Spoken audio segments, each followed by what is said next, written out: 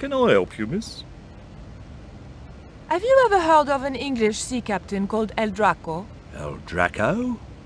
Not a very English name. I think that's what the Spanish would have called him. It was about the time of the conquistadors. 16th century. Oh, I know. That's what the Spanish called Sir Francis Drake. Francis Drake? Have you got anything here that belonged to him? Indeed, miss. We have a couple of artifacts he brought back from one of his journeys. Thank you. You've been most helpful.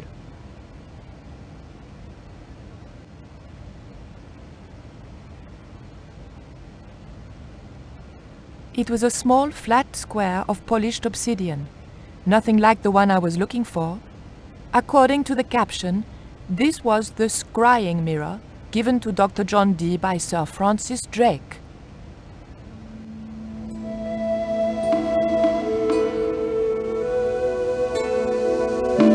There was nothing very useful in my bag, just a single hair clip.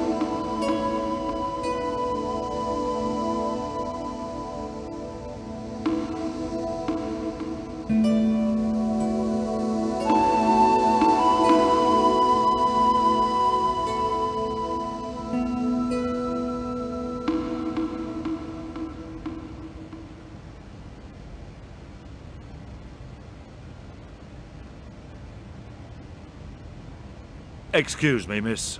Please don't touch the exhibits.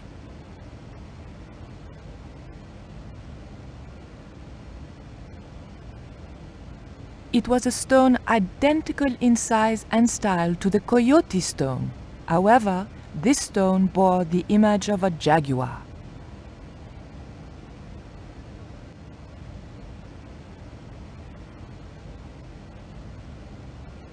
Bonjour. I wonder if you could help me. Ohayou gozaimasu. What's so funny? Oh, never mind. It was a phone. I didn't need to make a call.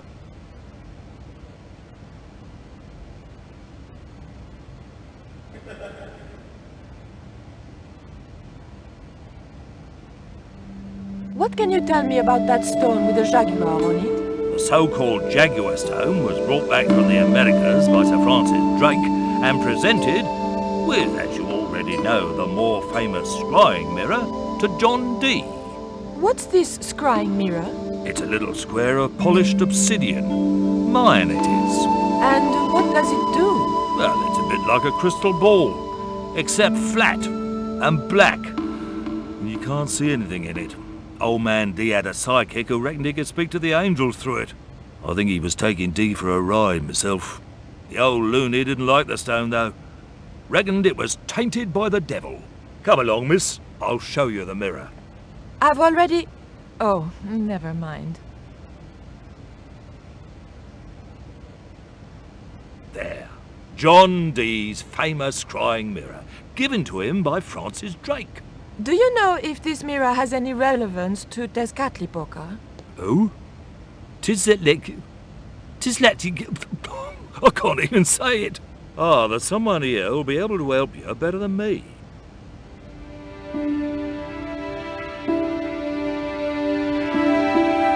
This young lady has some questions to ask, Professor. I think she's from France. Professor Roubillier? Eh? What? You two know each other, do you? Excuse me, the telephone.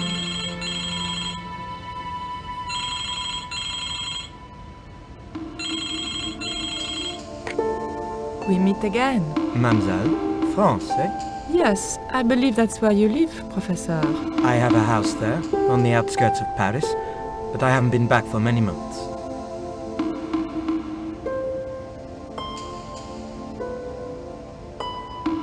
I thought you were going to stay in Quaramonte to witness the eclipse. Alas, business comes first. An important consignment of artifacts on loan to the British Museum. But I intend to return to Quaramonte in plenty of time.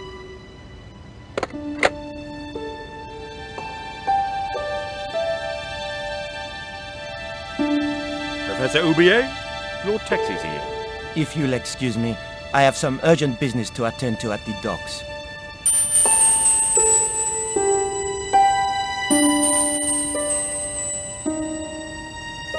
Can you answer me some questions about the Jaguar stone?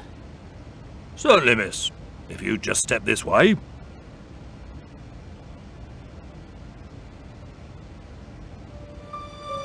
It's gone. Some sods half-inched it. Half-inched? Stolen it, miss. Never mind. The silent alarm will have been tripped. I'm afraid nobody can leave until our crack security team gets here. How long will that take? Could be a while. I think it's their tea break. The thief could be miles away by then. Don't you worry about that, miss. Just don't try to leave. It was too much of a coincidence that Oubier showed up and the stone promptly disappeared. I didn't have time for their crack security team to finish their tea. I had to get after him.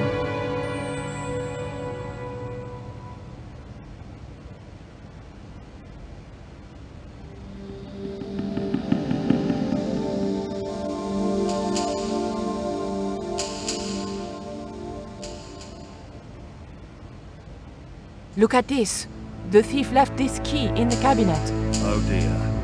Oh dear, oh dear, oh dear. That makes the theft an inside job, right? Oh dear. In other words, the thief was Professor Oubier. Well, let's leave that for the police to decide, shall we? I better phone them right away.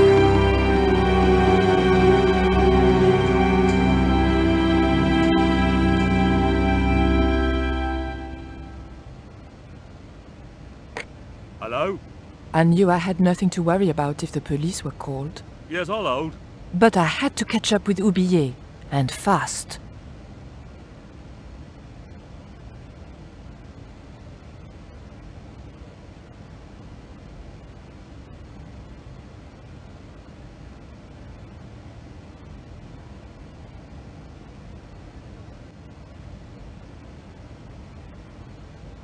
The key unlocked the case.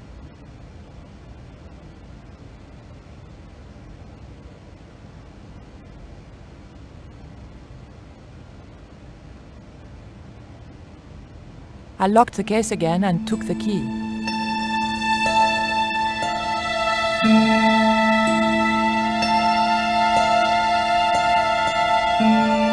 The key unlocked the case.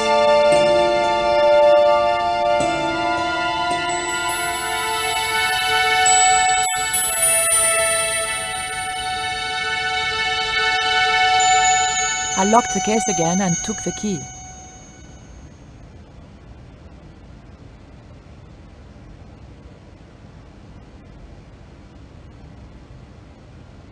The key didn't fit this lock.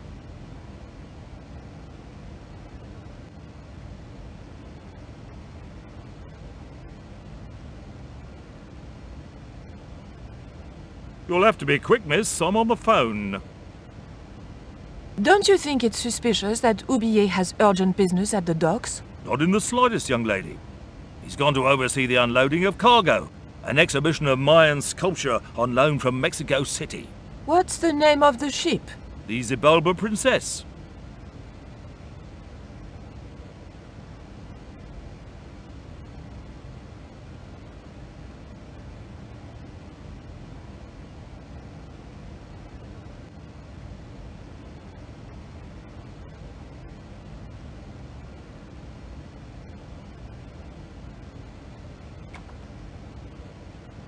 I levered the handle open with the thin dagger.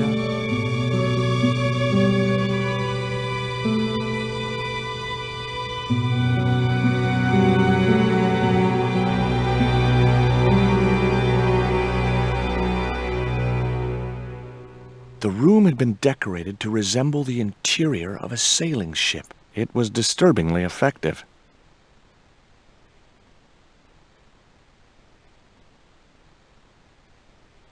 Okay, I've had my hands on an historical document. Now what?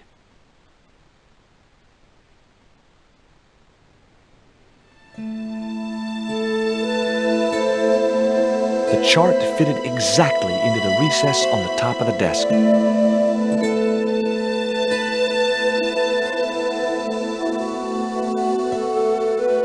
Holding that lantern, I felt kinda biblical. Like Jesus or Florence Nightingale.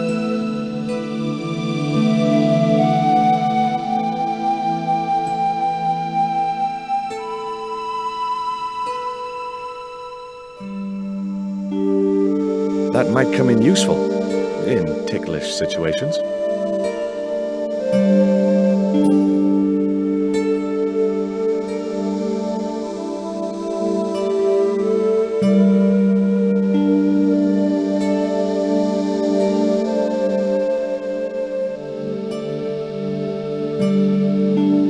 The lantern fitted so precisely in the inkwell, it could only be deliberate.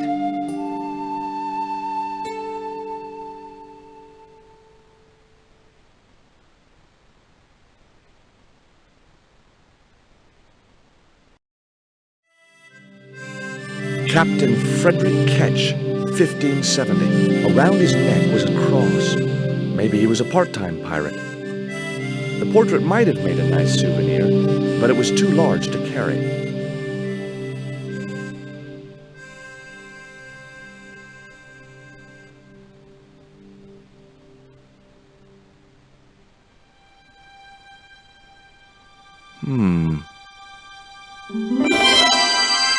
Surprise!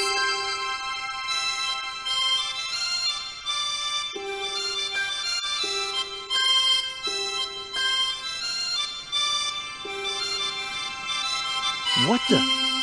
Who are you? I'm Emily. What were you doing in there, Emily? Hiding. What are you doing here? Grown-up stuff. Grown-ups? Pfft, I'm never gonna grow up, I'm not. You shouldn't be here. What's your name? I'm George. Pleased to meet you, Jaws. George. Jaws, Jeez. make your mind up.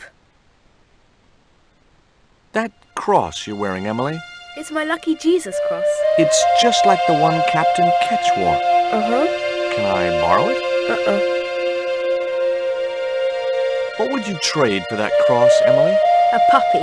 Well, I don't happen to have a puppy in my pocket right now. Can you think of anything else you'd trade? Don't know. Why don't you go play with Rio? I'm not allowed. How come? 'Cause Aunt Frost says I'm not allowed out of the house. That's why, Mr. Nosy Beak. Too bad. What can you tell me about Captain Ketch? That's him on the wall, in the picture. Yeah, I know. Scary-looking guy, huh? He was my great-great-great-great-grandfather. Yeah, you have his eyes. Why don't you ask your other aunt if you can play with Rio? Aunt Mina's cuckoo.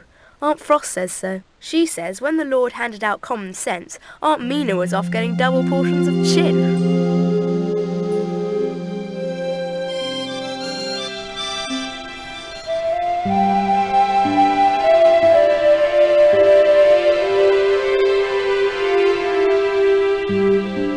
The cat made short work of the feather, tearing it into a blizzard of small pieces.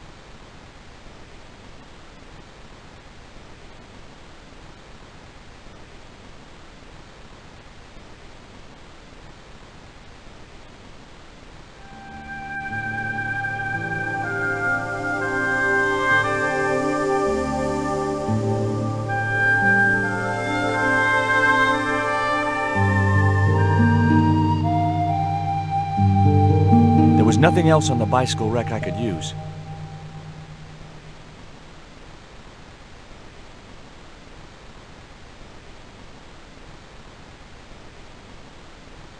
What do you give to a small, irritating girl who asks about everything? Try a conch. Delicate colors, interesting shape, and when you put it to your ear, you can hear the sea. Yeah, why's that? Usually because you're standing next to it. Cool. Have you got one? Yeah, but I promised it to my sister. She well vexed with me. Why is your sister mad with you?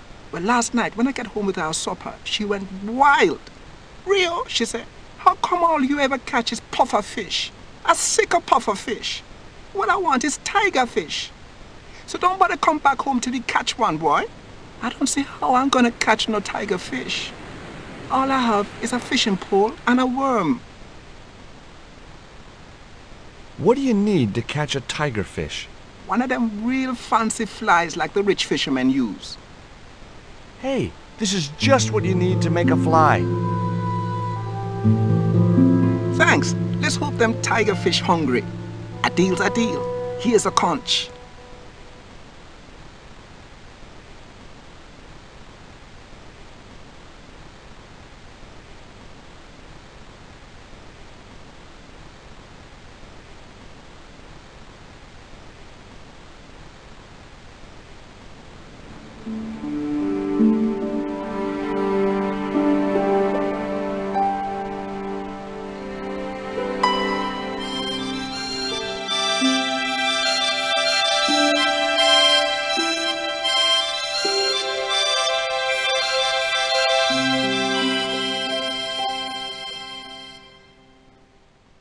Why don't you run along and play? Aunt Mina told me, stay out of mischief. Well, that doesn't mean you have to stay indoors, does it? On a beautiful day like today? There's a storm coming. Oh, nuts. You don't know that.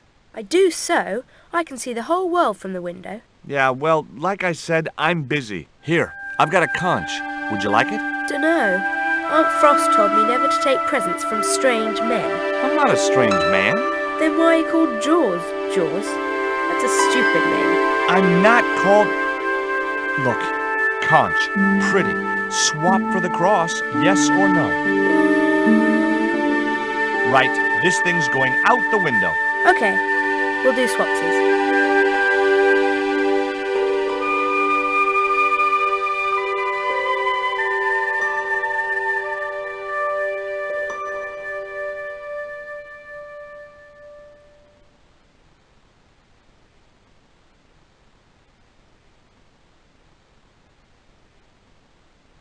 Ketch's cross slipped snugly into the penholder. What you doing, Jaws? I've put your cross in this little hole in the desk. Why? Impulse mainly, with a dash of irrational intuition. Silly. Only women have intuition. The lantern cast a strong light over the desktop. The light cast a shadow of the cross. And the shadow fell precisely over a small, unnamed island shaped like a skull.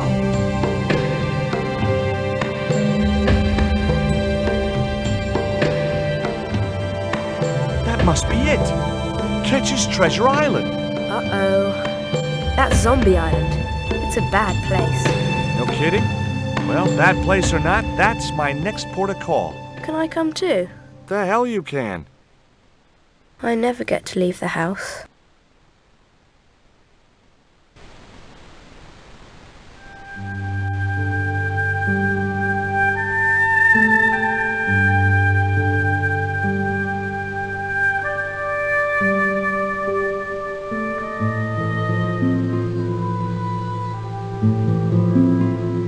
There was nothing else on the bicycle wreck I could use.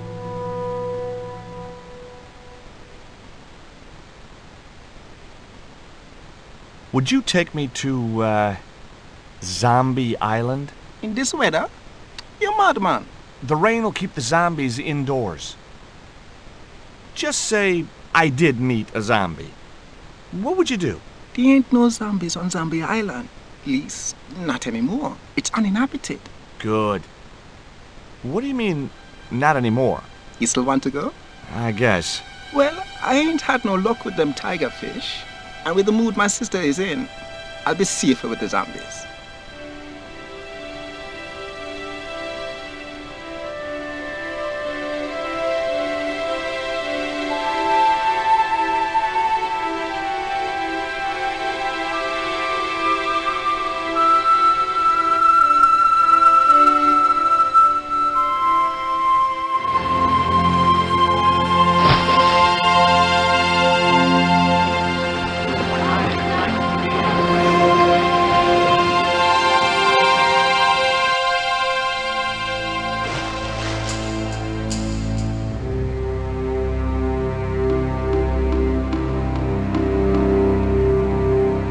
So, this was Zombie Island.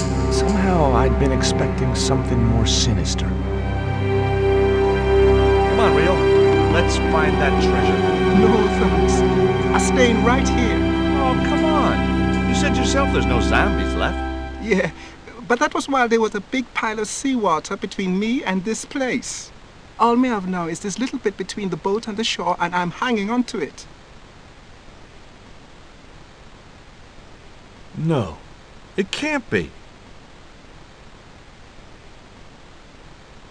But it was. My lucky piece of coal. Rio, how far away is Ketch's Landing from here? Best part of 10 miles. Why? 10 miles? That catapult must have been a lot more powerful than I thought.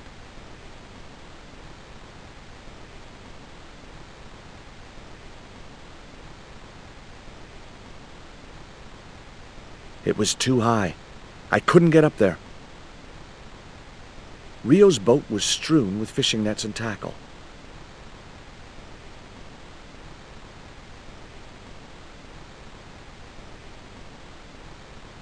Could I borrow your net? Yeah, man, no problem.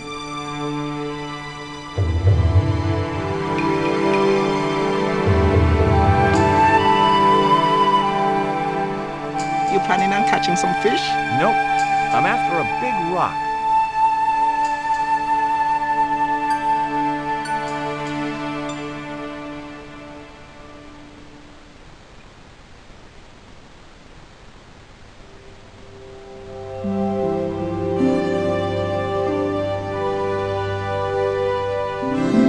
Well, here I go. Wish me luck, Rio. Good luck, George. Watch out for the walking dead.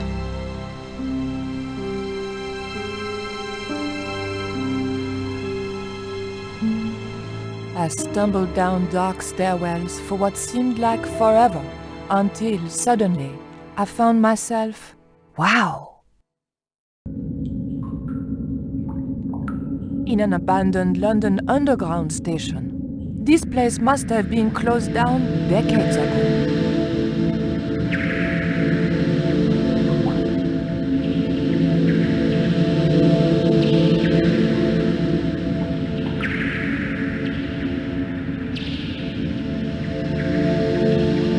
The blade was too thick for the narrow slot.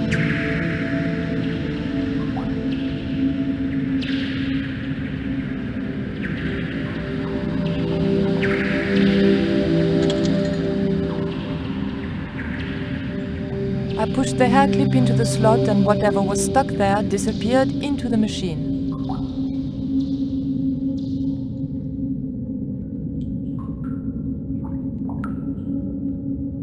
I pulled out an old English penny.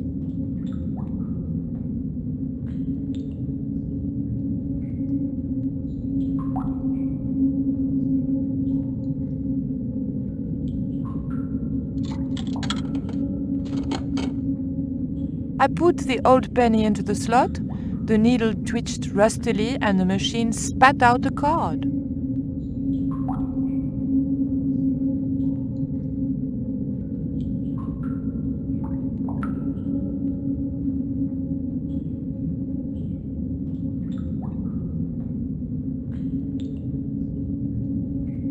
The card just bent when I tried to force it down the edge of the cupboard door.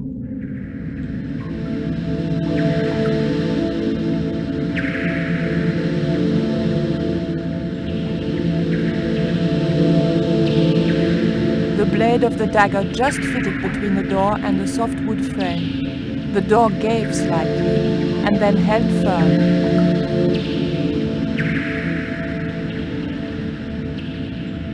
The hair grip was too thick to fit into the crack.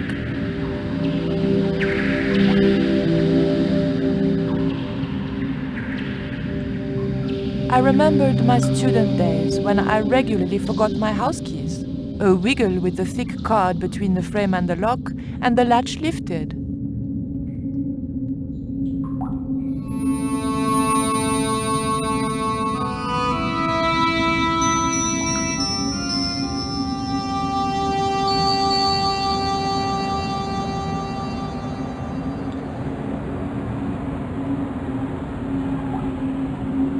The train was my ride out of there. I could worry about not having a ticket when I got to the docks.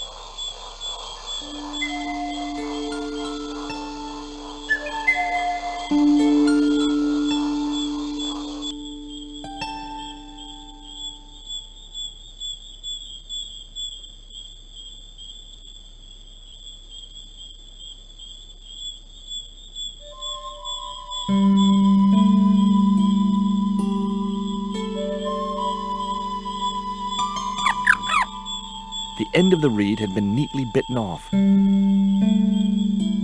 Now I knew what was living in there. A long-toothed, snarling, furry wild thing.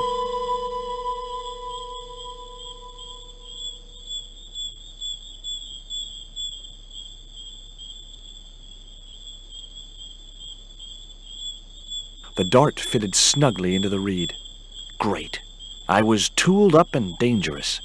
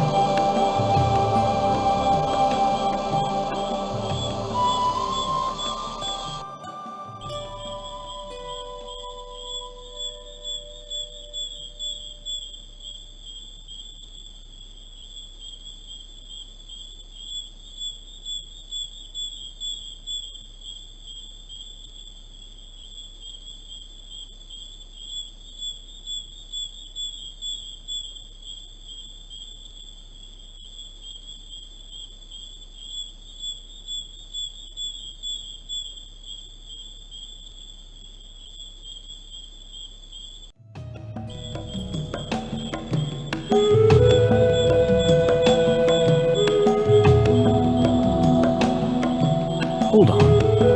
I've been here before. Haven't I?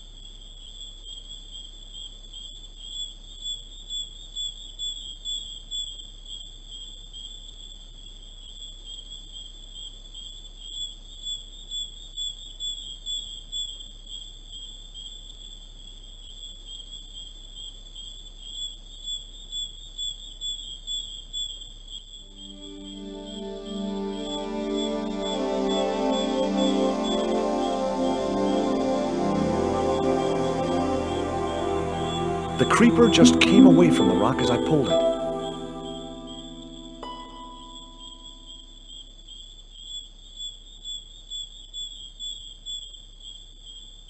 No good.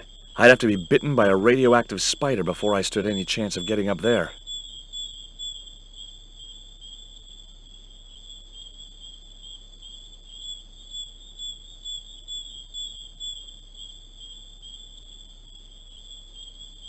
The marker wasn't going to stay attached to anything as thick as the creeper.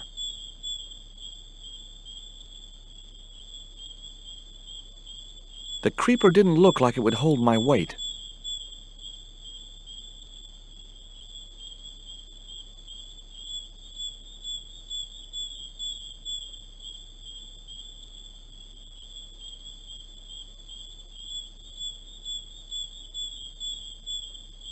The creeper felt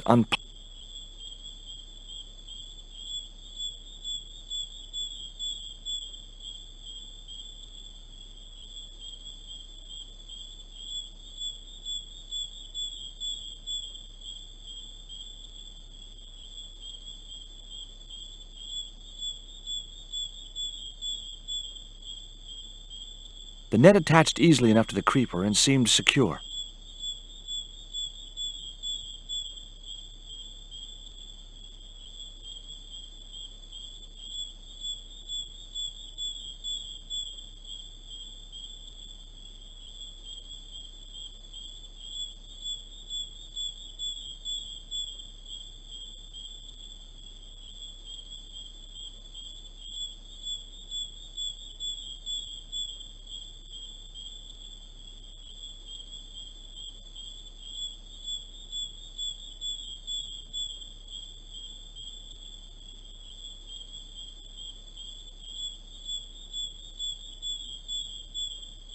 Great. I'd created some sort of creeper marker fishing net assembly. Sometimes I terrify myself with my creative genius.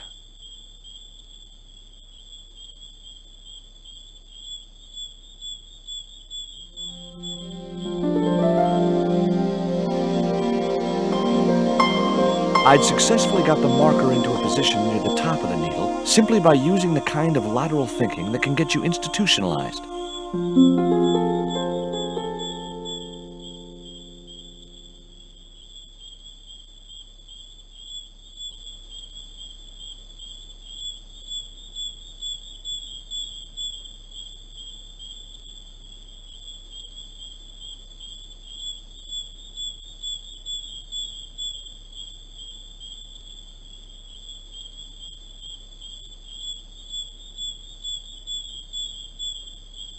If I jumped, I could just about reach the branch. It was a stout, overhanging branch. Climbing the tree.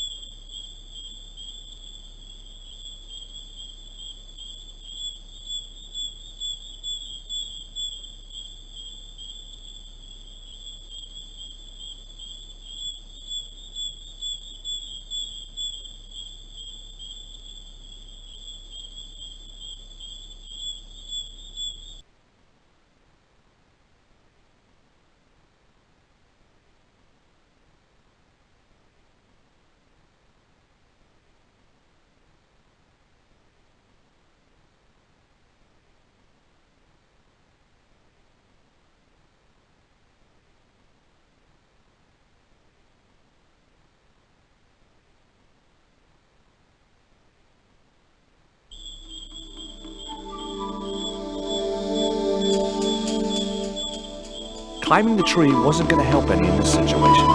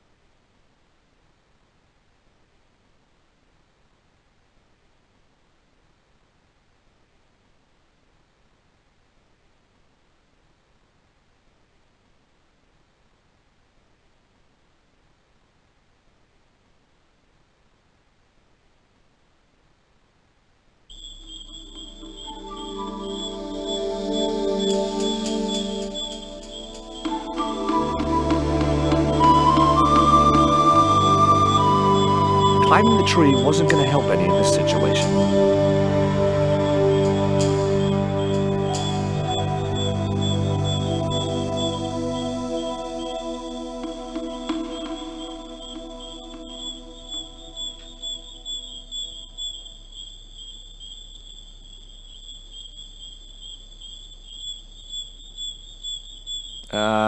No.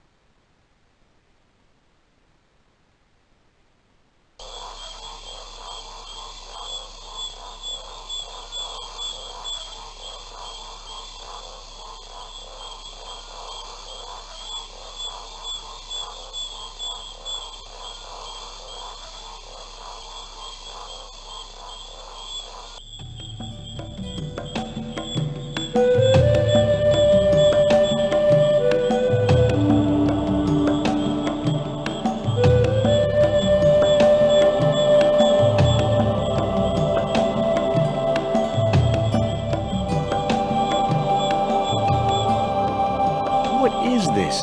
The magic forest of deja vu or something?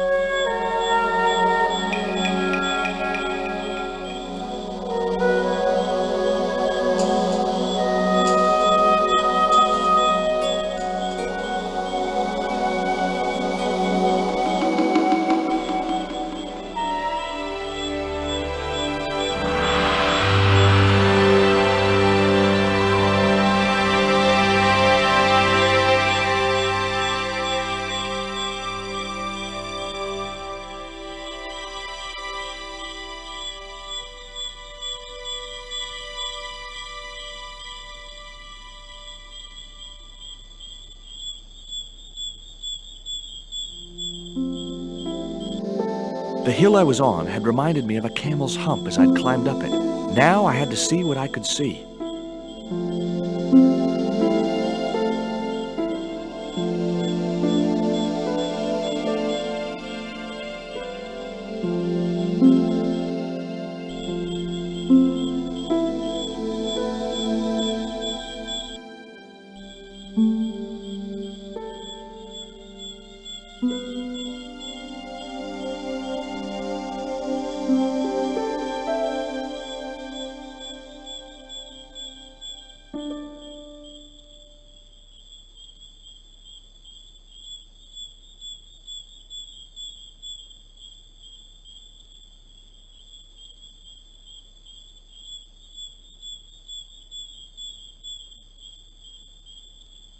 It was the marker which I had raised up the needle of rock.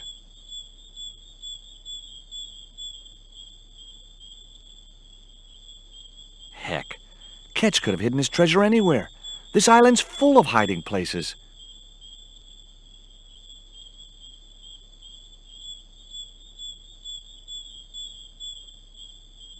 It was the marker which I had raised up the needle of rock.